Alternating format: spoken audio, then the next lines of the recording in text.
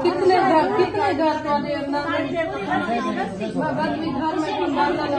कपड़े ढाई गए कच्चे कोठे वो ढाई गए बस हाथे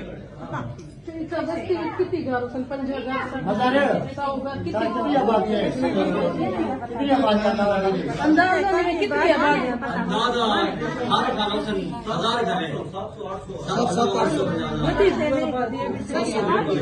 वक्त तक कोई इमदाद खाना भी कहने जरा लाइव अपना खाना पका मैडम ऐसी नहीं है सागर ऐसी नहीं है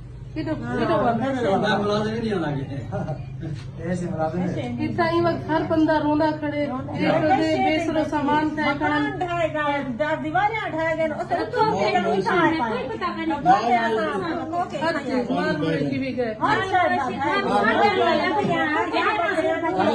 बच्चे को बचा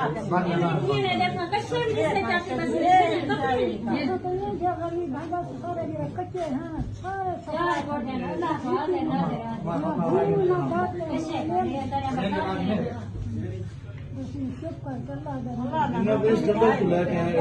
इस रास्ते पे